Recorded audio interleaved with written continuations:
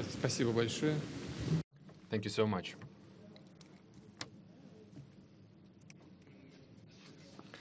Shall we start working, I guess?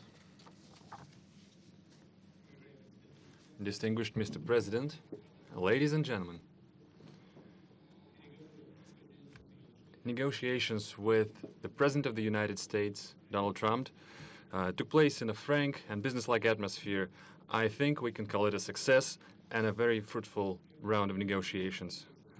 We carefully analyzed the current status, the present and the future of the Russia-United States relationship, key issues of the global agenda. It's quite clear to everyone that the bilateral relationship are going through a complicated stage, and yet those impediments, the current tension, the tense atmosphere, essentially have no solid reason behind it. The Cold War is a thing of past. The era of acute ideological confrontation of the two countries is a thing of remote past, is a vestige of the past. The situation in the world changed dramatically. Today, both Russia and the United States face a whole new set of challenges. Those include a dangerous maladjustment of mechanisms for maintaining international security and stability, regional crises, the creeping threats of terrorism and transnational crime. It's the snowballing problems in the economy, environmental risks, and other sets of challenges. We can only cope with these challenges if we join the ranks and work together. Hopefully, we will reach this understanding with our American partners. Today's negotiations reflected our joint wish with President Trump to redress this negative situation in the bilateral relationship, outline the first steps for improving this relationship to restore the acceptable level of trust and going back to the previous level of interaction on all mutual interests issues. As major nuclear powers, we bear special responsibility for maintaining international security. I deem it vital, and we mentioned this during the negotiations, it's crucial that we fine-tune the dialogue on strategic stability and global security and non-proliferation of weapons of mass destruction. We submitted our American colleagues a note with a number of specific suggestions. We believe it necessary to work together further on to interact on the disarmament agenda, military and technical cooperation. This includes the extension of the strategic offensive arms limitation treaty. It's the dangerous situation with the global American anti-missile defense system. It's the implementation issues with the INF treaty. And of course, the agenda of non-placement of weapons in space. We favor the continued cooperation in counterterrorism and maintaining cybersecurity. And I'd like to point out specifically that our special services are cooperating quite successfully together. The most recent example is their operational cooperation within the recently concluded World Football Cup. In general, the contacts among the special services should be put to a system-wide basis, should be brought to a systemic framework. I reminded President Trump about the suggestion to re-establish the working group on anti-terrorism. We also mentioned a plethora of regional crises. It's not always that our postures dovetail exactly, and yet the overlapping and mutual interests abound. We have to look for points of contact and interact closer and a variety of international fora. Clearly, we mentioned the regional crisis, for instance, Syria. As far as Syria is concerned, the task of establishing peace and reconciliation in this country could be the first showcase example of the successful joint work. Russia and the United States apparently can act proactively and assume the leadership in this issue and organize the interaction to overcome humanitarian crisis and help Syrian refugees to go back to their homes. In order to accomplish this level of successful cooperation in Syria, we have all the required components. Let me remind you that both Russian and American military have acquired a useful experience of coordination of their action, established the operational channels of communication, which permitted to avoid dangerous incidents and unintentional collisions in the air and in the ground. Also, crushing terrorists in the southwest of Syria, the south of Syria, should be brought to the full compliance with the Treaty of 1974 about the separation of forces, separation of forces of Israel and Syria. This will bring peace to Golan Heights and bring a more peaceful relationship between Syria and Israel, and also to provide security of the State of Israel. Mr. President paid special attention to the issue during today's negotiations, and I would like to confirm that Russia is interested in this development and this will act accordingly. Thus far, we will make a step toward creating a lasting peace in compliance with the respective resolutions of Security Council, for instance, the Resolution 338. We're glad that the Korean Peninsula issue is starting to resolve. To a great extent, it was possible thanks to the personal engagement of President Trump, who opted for dialogue instead of confrontation. We also mentioned our concern about the withdrawal of the United States from the JCPOA. Well, our U.S. counterparts are aware of our posture. Let me remind you that thanks to the Iranian nuclear deal, Iran became the most controlled country in the world. It's submitted to the control of IAEA. It effectively ensures the exclusively peaceful nature of Iranian nuclear program and strengthens the non-proliferation regime. While we discussed the internal Ukrainian crisis, we paid special attention to the bona fide implementation of Minsk agreements by Kiev.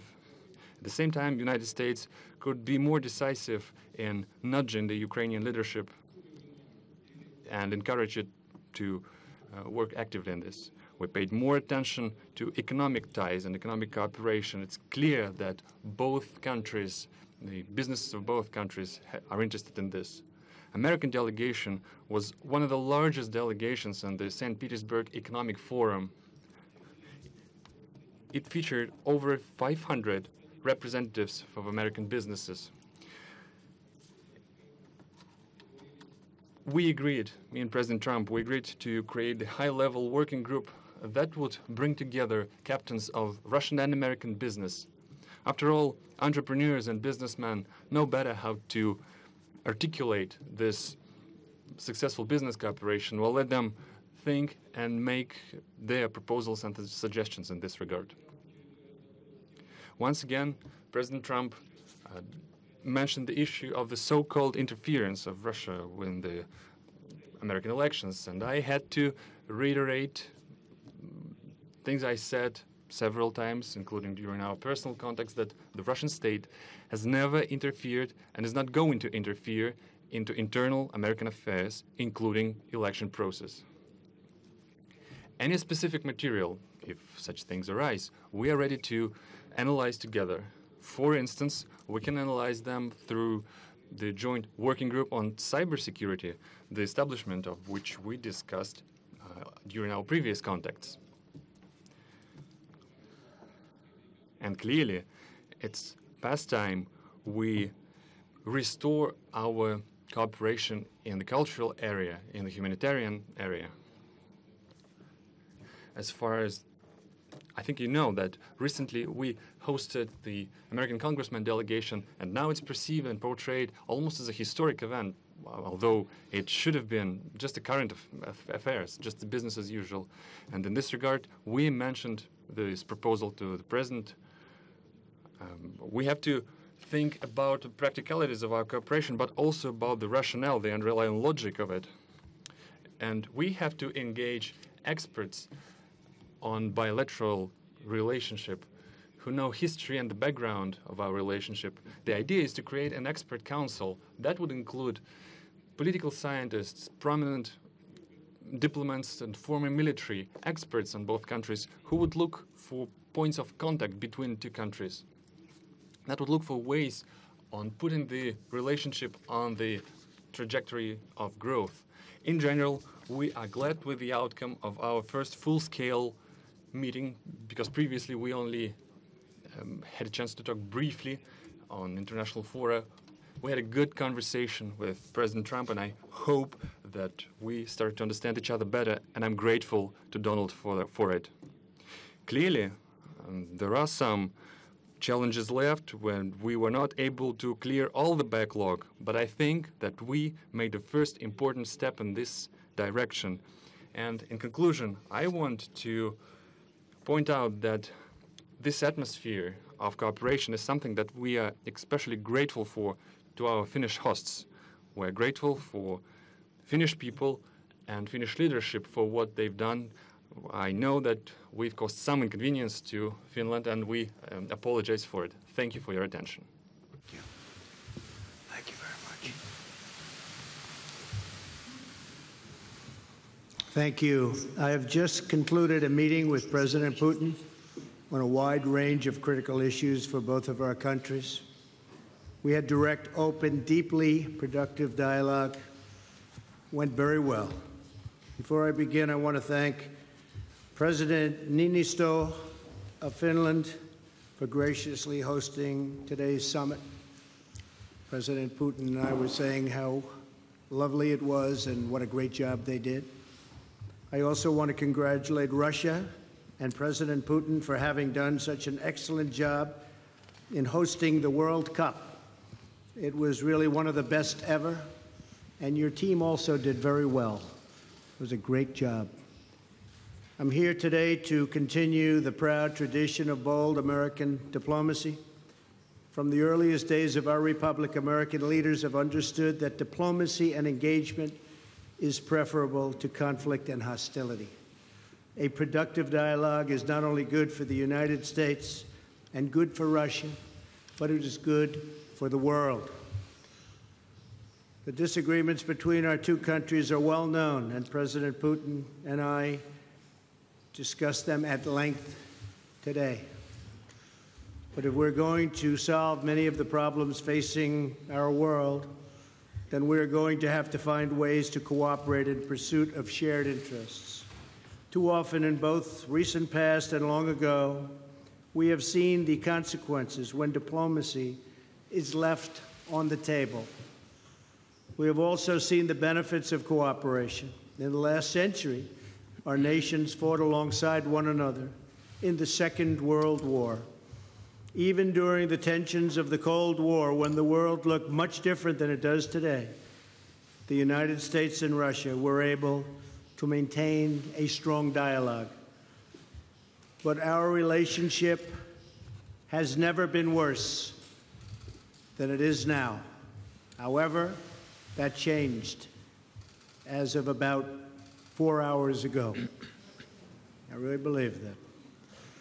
Nothing would be easier politically than to refuse to meet, to refuse to engage, but that would not accomplish anything. As president, I cannot make decisions on foreign policy in a futile effort to appease partisan critics or the media or Democrats who want to do nothing but resist and obstruct. Constructive dialogue between the United States and Russia affords the opportunity to open new pathways toward peace and stability in our world. I would rather take a political risk in pursuit of peace than to risk peace in pursuit of politics. As president, I will always put what is best for America and what is best for the American people. During today's meeting, I addressed directly with President Putin the issue of Russian interference in our elections. I felt this was a message best delivered in person. Spent a great deal of time talking about it, and President Putin may very well want to address it, and very strongly, because he feels very strongly about it, and he has an interesting idea. We also discussed one of the most critical challenges facing humanity, nuclear proliferation. I provided an update on my meeting last month with Chairman Kim on the denuclearization of North Korea, and after today, I am very sure that President Putin and Russia want very much to end that problem, going to work with us, and I appreciate that commitment. The President and I also discussed the scourge of radical Islamic terrorism. Both Russia and the United States have suffered horrific terrorist attacks, and we have agreed to maintain open communication between our security agencies to protect our citizens from this global menace. Last year, we told Russia about a planned attack in St. Petersburg, and they were able to stop it cold. They found them, they stopped them, there was no doubt about it. I appreciated President Putin's phone call afterwards to thank me.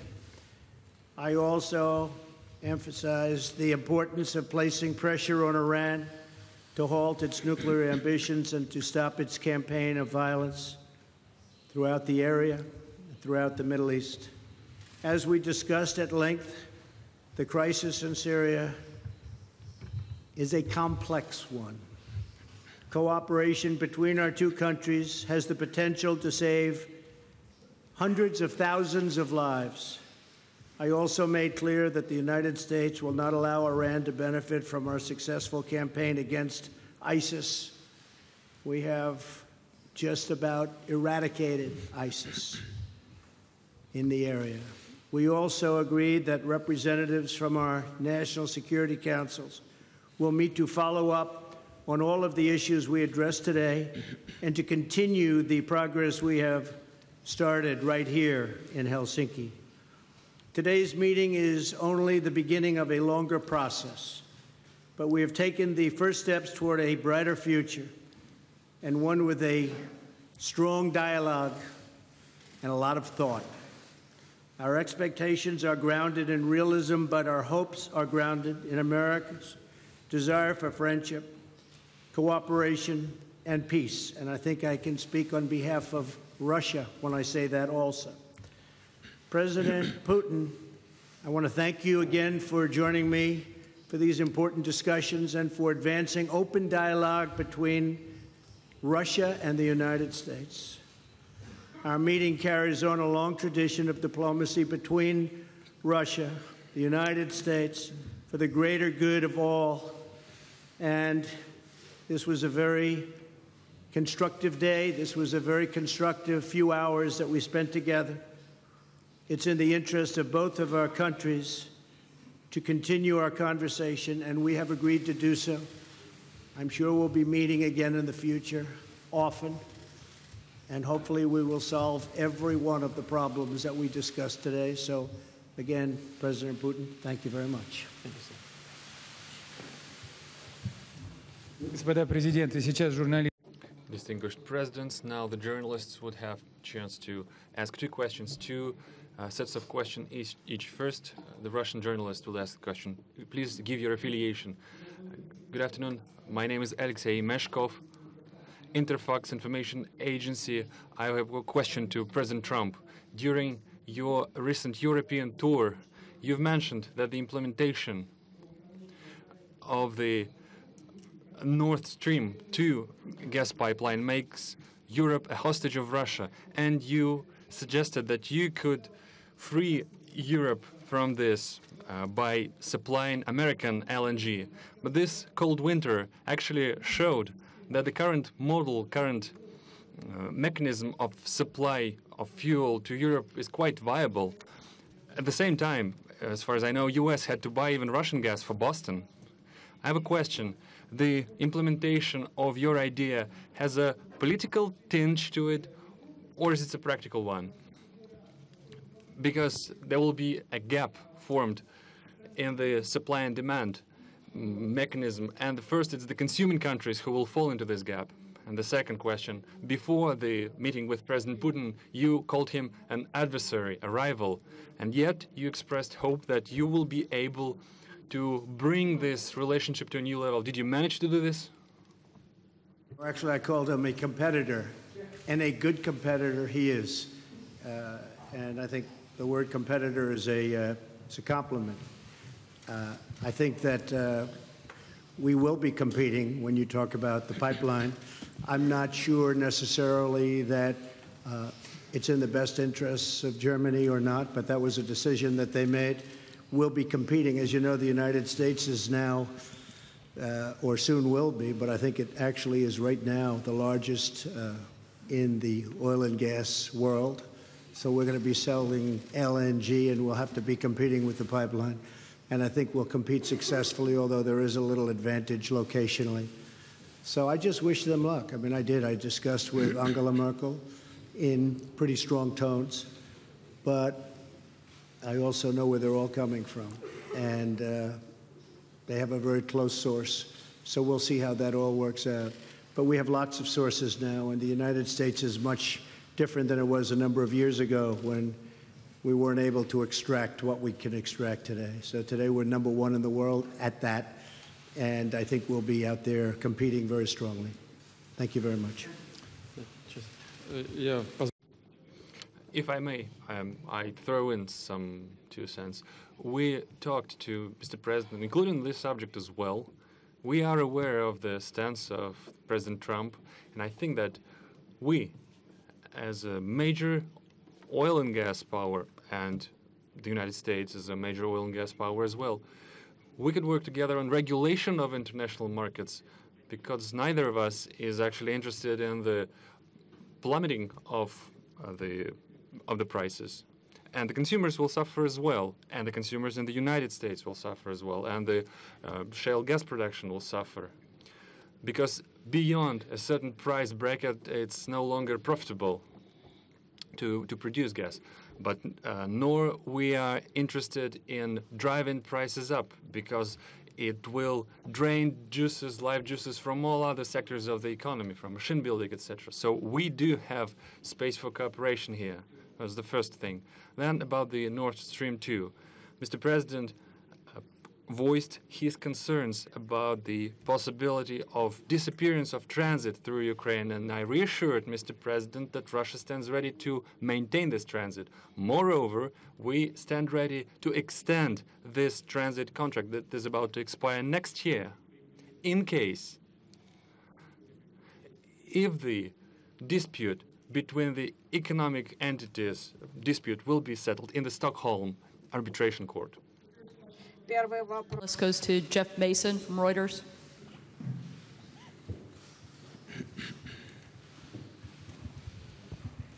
Thank you. Mr. President, you tweeted this morning that it's U.S. foolishness, stupidity, and the Mueller probe that is responsible for the decline in U.S. relations with Russia. Do you hold Russia at all accountable for anything in particular? And if so, what would you consider them that they are responsible for? Yes, I do. I hold both countries responsible. I think that the United States has been foolish. I think we've all been foolish. We should have had this dialogue a long time ago, a long time, frankly, before I got to office. And I think we're all to blame. I think that the United States now has stepped forward along with Russia, and we're getting together, and we have a chance to do some great things, whether it's nuclear proliferation in terms of stopping. We have to do it. Ultimately, that's probably the most important thing that we can be working on. But I do feel that we have both made some mistakes. I think that the probe is a disaster for our country. I think it's kept us apart. It's kept us separated. There was no collusion at all. Everybody knows it. People are being brought out to the fore. So far that I know, virtually none of it related to the campaign, and they're going to have to try really hard to find somebody that did relate to the campaign. That was a clean campaign. I beat Hillary Clinton easily, and frankly, we beat her, and I'm not even saying from the standpoint, we won that race, and it's a shame that there can even be a little bit of a cloud over it. People know that, people understand it, but the main thing, and we discussed this also, is zero collusion. And it has had a negative impact upon the relationship of the two largest nuclear powers in the world. We have 90% of nuclear power between the two countries, It's ridiculous. It's ridiculous what's going on with the probe. For President Putin, Yeah, if I could yeah. follow up as well, why should Americans and why should President Trump believe your statement that Russia did not intervene in the 2016 election, given the evidence that U.S. intelligence agencies have provided? And will you consider extraditing the 12 Russian officials that were indicted last week by a U.S. grand jury? Well, I'm going to let the president answer the second part of that question. But as you know, the whole concept of that came up perhaps a little bit before, but it came out as a reason why the Democrats lost an election, which, frankly, they should have been able to win because the Electoral College is much more advantageous for Democrats, as you know, than it is to Republicans. We won the Electoral College by a lot, 306 to 223, I believe. And that was a well-fought battle. We did a great job. And frankly, I'm going to let the president speak to the second part of your question.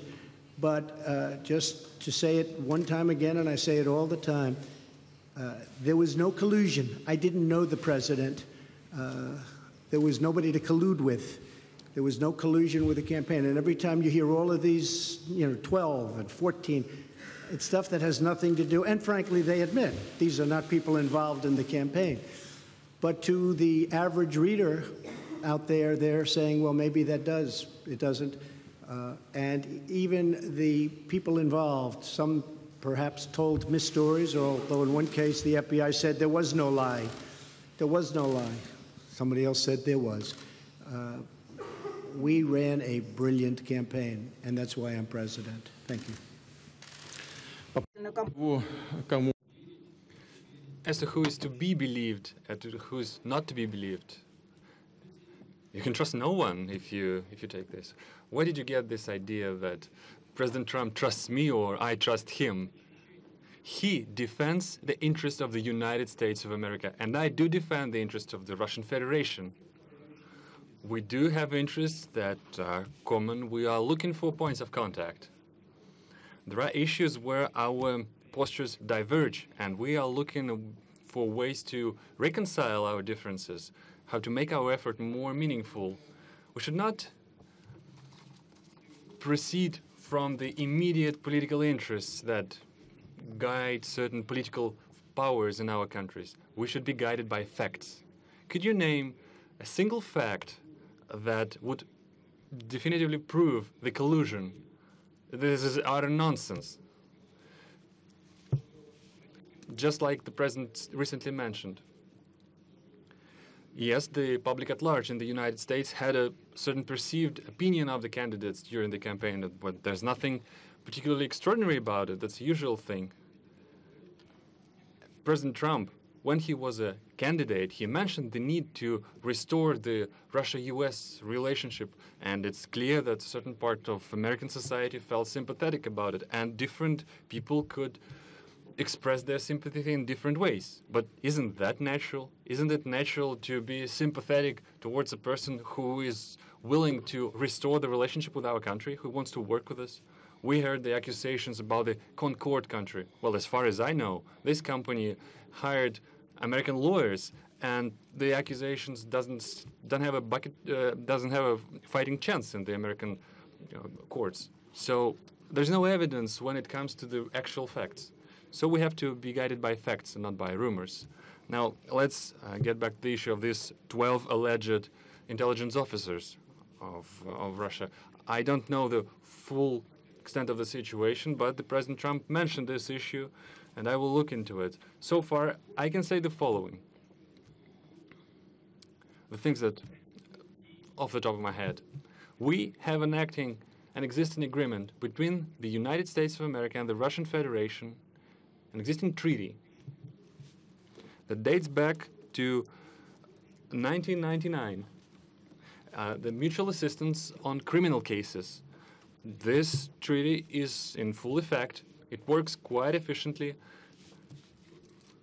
On an average, we initiate about 150 criminal cases upon requests from foreign states.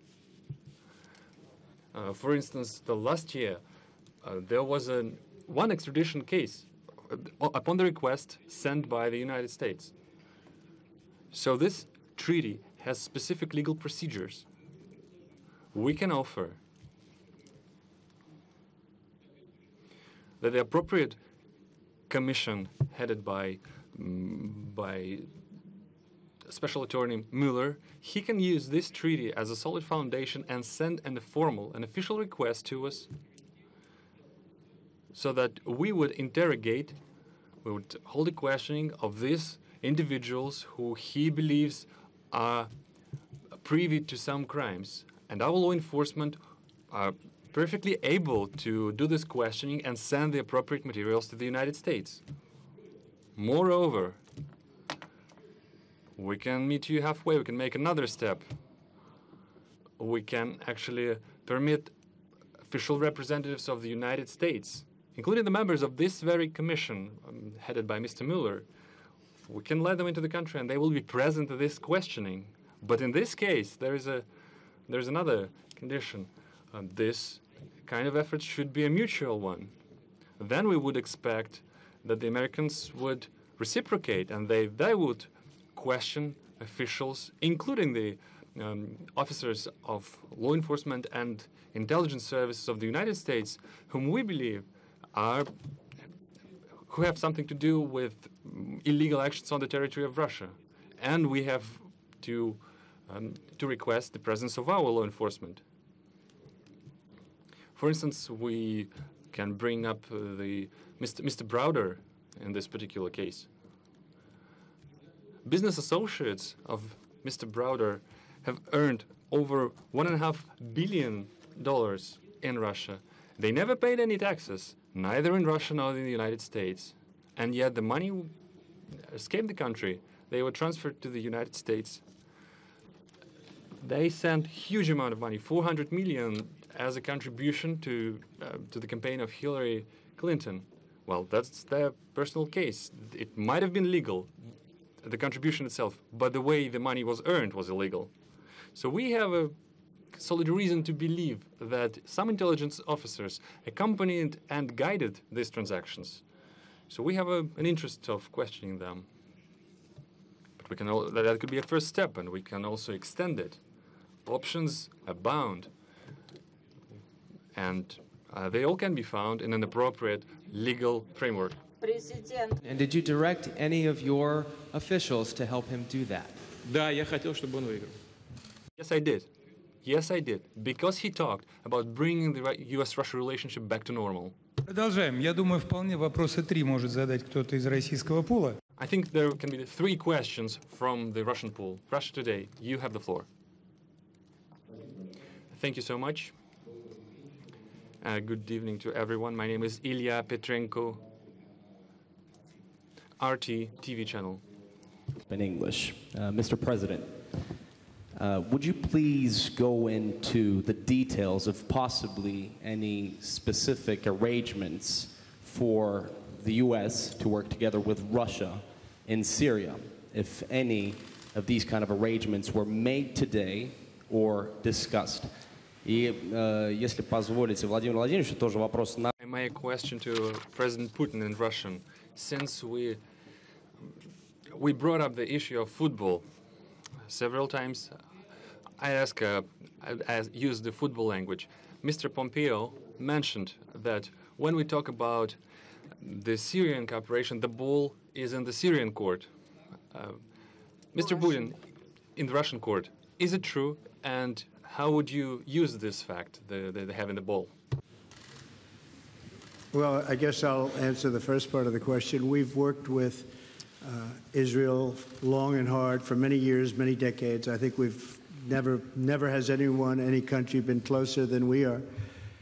President Putin also is helping Israel, and we both spoke with Bibi Netanyahu, and they would like to do certain things with respect to Syria, having to do with the safety of Israel.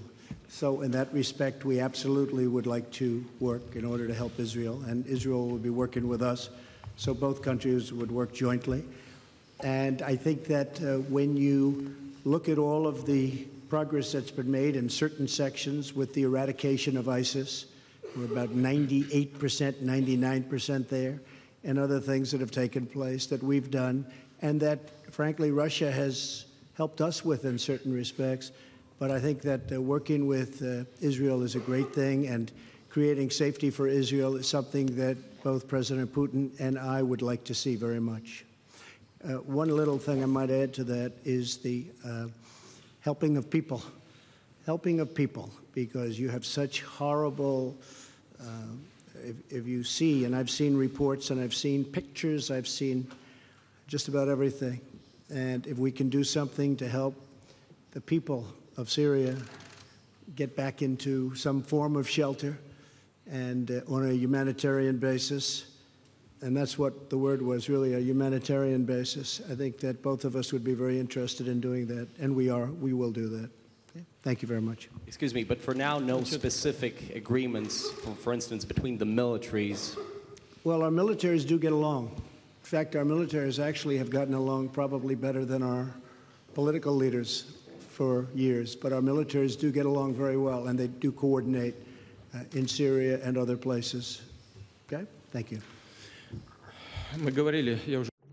Yes, we did mention this. We mentioned the humanitarian track of this issue. Yesterday, I discussed this with French President Mr. Macron, and we reached an agreement that together with European countries, including France, we will step up this effort. On our behalf, we provide military cargo aircraft to deliver the humanitarian cargo. And today I brought up this issue with President Trump. I think there is plenty of things to look into. The crucial thing here is that a huge amount of refugees are in Turkey, in Lebanon, in Jordan, in the states that are adjacent to Syria. If we help them, the migratory pressure upon the European states will be decreased manifold. And I believe it's crucial from any point of view, from humanitarian point of view, from the point of view of helping people, helping the refugees. And in general, I agree, I concur with President Trump. Our military cooperate quite successfully together. They do get along, and I hope they will be able to do so in future. We will keep working in the Astana format, I mean Russia, Turkey, and Iran, which I informed President Trump about. But we do stand ready to link these efforts to the so-called small group of states, so that the process would be a broader one, it would be a multidimensional one, and so that we will be able to maximize our fighting chance to get the ultimate success in the issue of Syria. And speaking about having the ball in our court in Syria, President Trump has just mentioned that we've successfully concluded the World Football Cup. Speaking of the football, actually, Mr. President, I'll give this ball to you, and now the ball is in your court. All the more that the United States will host the World Cup in 2026. Thank you very much. We do host it, and we hope we do as good a job. That's very nice. That will go to my son, Barron. We have no question. In fact, Melania, here you go. Okay. The final question from the United States will go to Jonathan Lemire from the AP.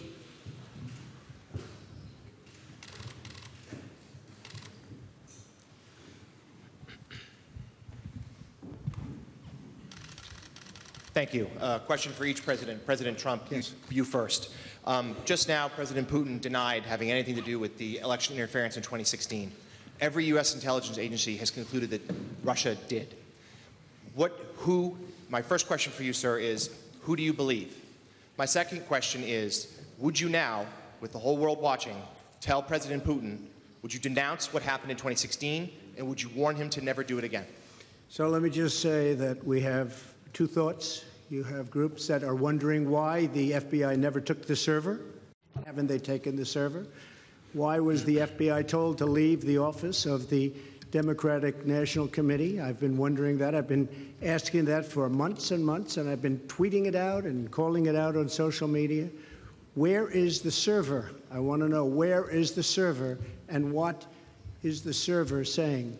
With that being said, all I can do is ask the question. My people came to me, Dan Coates came to me, and some others. They said they think it's Russia.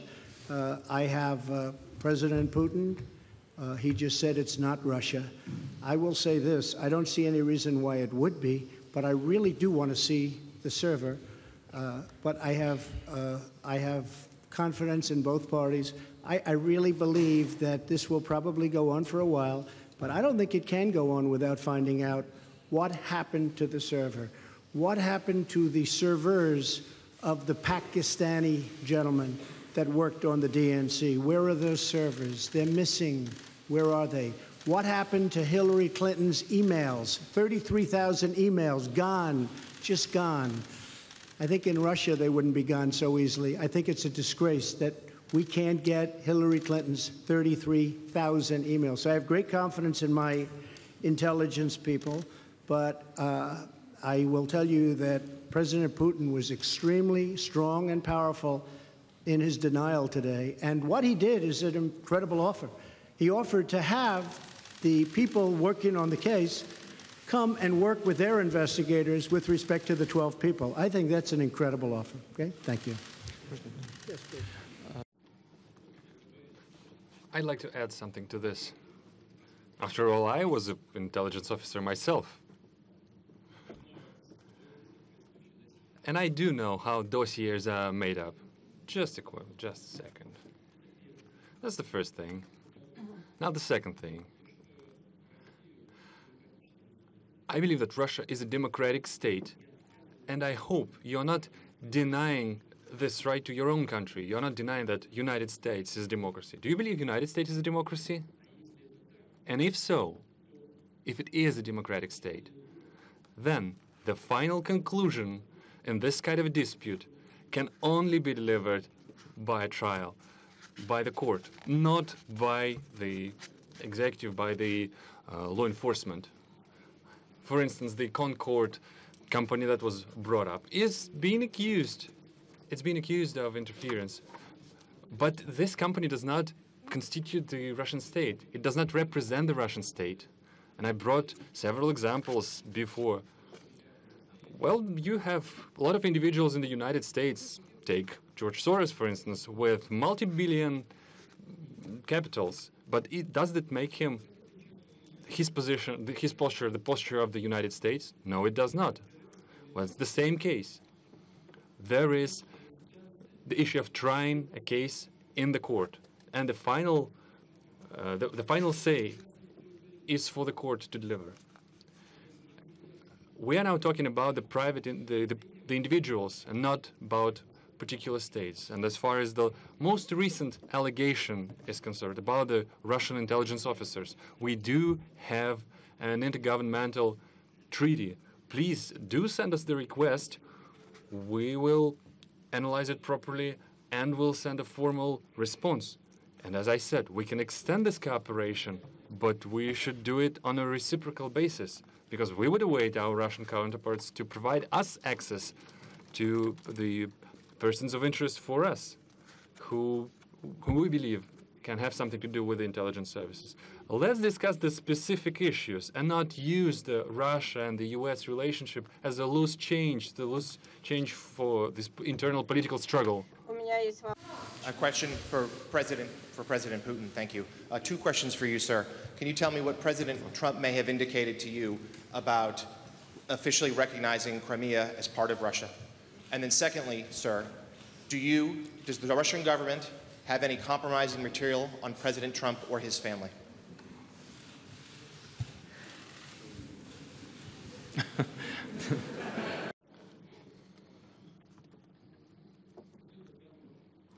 President Trump and, posture of President Trump on Crimea is well known, and he stands firmly by it. He continued to maintain that it was illegal to annex it. Our viewpoint is different. We held a referendum in strict compliance with the UN Charter and the international legislation. For us, this issue, we put paid to this issue. And now to the compromising material. Yeah, I did heard these rumors that we allegedly collected compromising material on Mr. Trump when he was visiting Moscow. Well, distinguished colleague, let me tell you this. When President Trump visited Moscow back then, I didn't even know that he was in Moscow. I treat President Trump with utmost respect.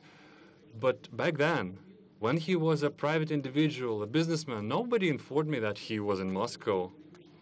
Well, let's take St. Petersburg Economic Forum, for instance. There were over 500 American businessmen, the high-ranking, the high-level ones. I don't even remember the last names of each and every one of them. Well, do you think that we try to collect compromising material on each and every single one of them? Well, it's difficult to imagine another nonsense of a bigger scale than this. Well, please just disregard these issues and don't think about this anymore again. It would have been out long ago. And if anybody watched Peter Strzok testify over the last couple of days, and I was in Brussels watching it, it was a disgrace to the FBI. It was a disgrace to our country. And you would say that was a total witch hunt. Thank you very much, everybody. Thank you.